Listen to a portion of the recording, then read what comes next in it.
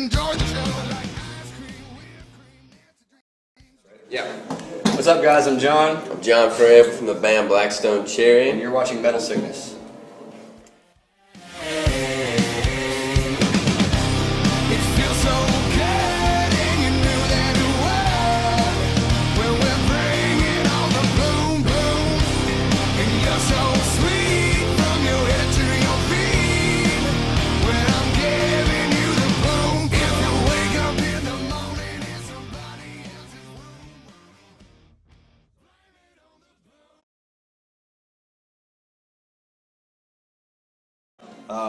Blackstone is a cigar company back home. They're owned by Swisher Sweet, I believe, and they had a flavor cherry. And I was the only one of age. The rest of them were underage. I went and bought cigars because everyone has cigars at the Brack's house one night we were rehearsing. So I went and bought those. My grandpa smoked them, so it was kind of like a memory thing for me. And I knew he always smoked them, so I was like, hey, I'll get those. They're cheap. Took them down to the Brack's house. We smoked a couple of them while we were there, and then they went. John, Fred, and Ben stayed at his house that night. At John Fred's house, and then Chris stayed with me at my house. They took the cigars with them. Chris and I got a phone call the next morning from them. They had already built a website and everything because they were outside smoking the cigars, and they looked down the pack, said Blackstone Cherry, divided into 3 words. Sounds good. It'll look good in lights. Okay. And they told us, what do you guys think about the name? We were like, we like it. You decided it's good. No, him and Ben figured it out, and then called us, asked us what we thought about it. We were like, we love it. That's great. It's a great idea. It's good because we already have a website. We had planned it out. They didn't waste any time.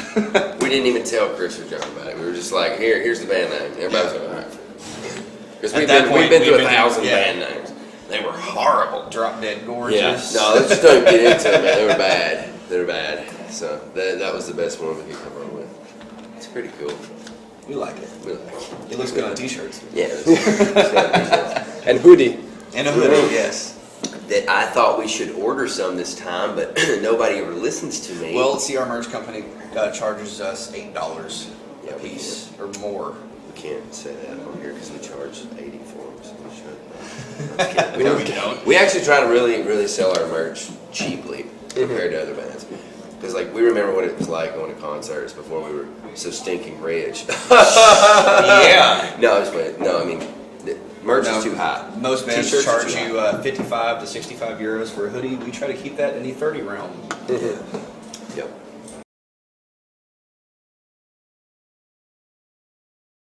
I think I was about 3. I still live with my parents. Yeah. I don't know, might as well. Like me. Yeah. Yes. High five. High five. Losers. No, I'm kidding. No, we started touring in 2006. Actually under, a record label, and we bought a SUV vehicle, and we went on the road, and it was us 4, our buddy David, who did guitars for us, and Joe, who's still with us tour managing, and we all went out and just, we did, we did a lot of dates in the States, and then we finally traded that in to get a bus, so a bus lease for 3 months. Yep. So we've been doing it, but we've been a band since 2001. We just, Ben's dad would drive us around in vans, and we were never the band that, we were never the guys that were like, hey, we all play music, let's play music together and play bars on the weekend, make a couple $100. The day that, when John, Fred, Chris, and I were playing together before we even met Ben, we were like, this is going to be what we do for the rest of our lives. We need to be serious about it and work all the time. And then we met Ben, and he brought more of the rock and roll element to us because we were playing blues and Motown kind of stuff. We were just jam. We were like a jam band, and then Ben came into the picture, and we were like, awesome, rock and roll, let's do that. And from day one, we started writing our own music, and we never really did, we play more covers live now than we did when we were first starting out, which is kind of the backwards, the strange reverse part of us. Most bands start out playing 20 covers in a set and 3 originals, where we were all originals and 1 cover. Music American dream. Yeah, so we started out of the chute, writing our own songs, booking shows to where we could play our own original music, trying to sell CDs and all that, and really promote ourselves so we could do what we do today. Okay.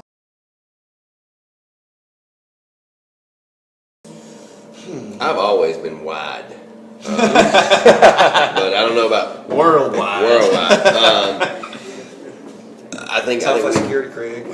we definitely seen a growth in America because of radio. I think that this album, a lot of stations that didn't play the band are starting to play it. That because we spent a lot of money on on a world class mixer, and he does everything that's on radio, so it sounds a little bit more sonically akin to things that are on the radio.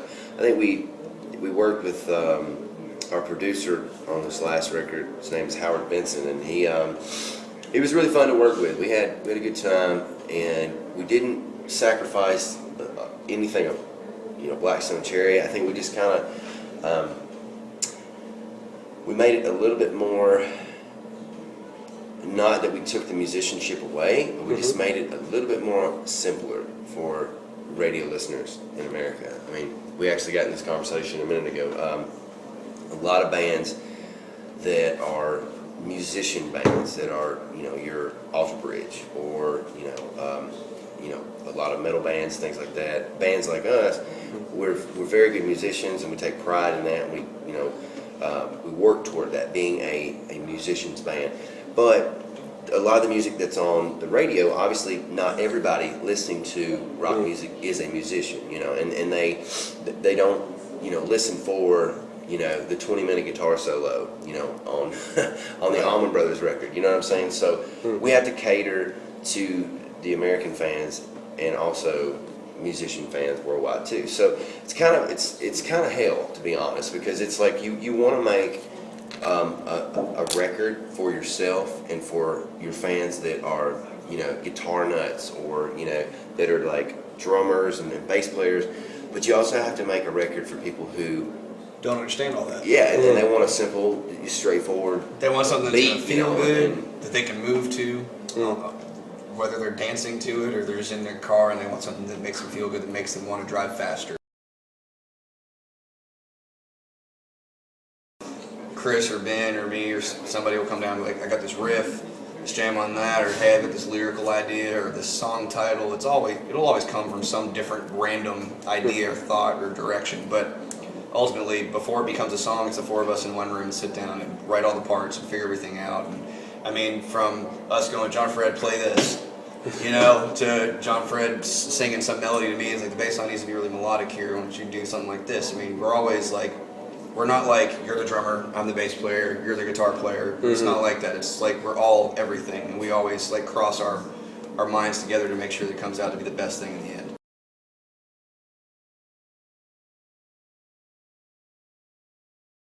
After a long search, trying to find something that was going to be suitable for the collection of songs, as well as the experience of writing the album, because we took a year to write. It was the longest we've ever taken to write, aside from the first album, because we wrote for 5 years to get the first record, because we didn't have a record deal, so we had plenty of time.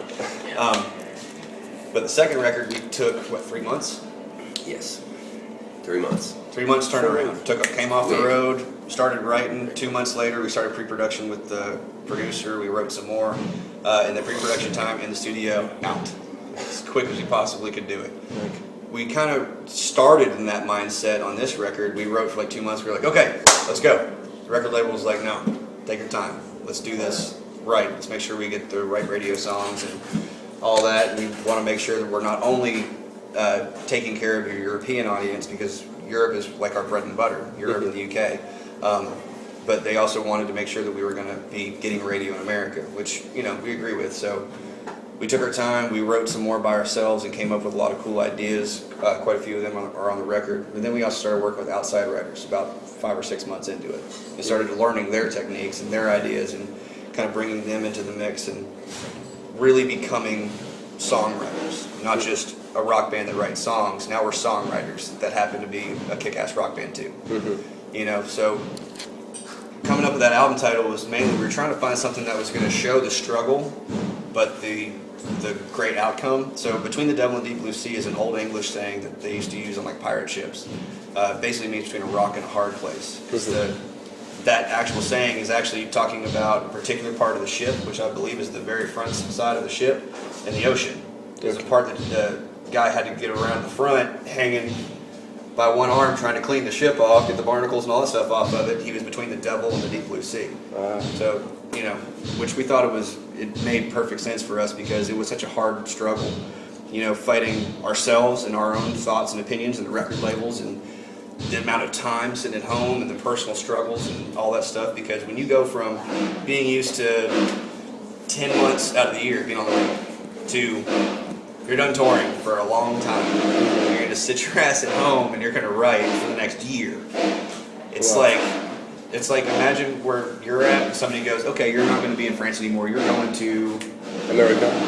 Wherever. Okay. Anywhere that you've never that you haven't been for years, and that's all you get to do for a year. Can I go to the beach next time? Yeah, no kidding. Yeah, somewhere tropical. So it's like we just got stuck in this spot, and it felt like such a difficult thing because we had to get used to, waking up early and getting down to the practice house to write and work, and it wasn't. It's always fun because it's us being together, playing music, and being creative. But at the same time, it started to get this feel of like a 9-to-5 job. It was like everyday writing. Okay. Go home, eat dinner with the family, go to bed, wake up, go back to work again. It's like always, it was the same thing. It's the same city every day. But we're used to being in 4 different countries in a week. We were in Germany yesterday, we're in France today, we're in Switzerland tomorrow, we're in Austria the day after that, then we go back to Germany. That's kind of what we've gotten used to doing. Superman. And then all of a sudden, you're at home for a year.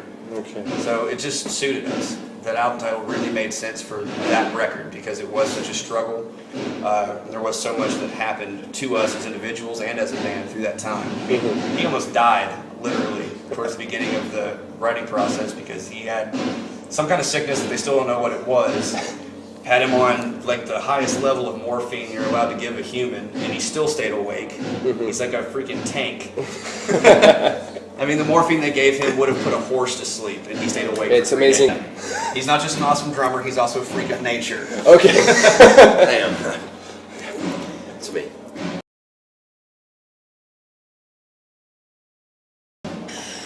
Our label forced us to work with him. Because they're assholes.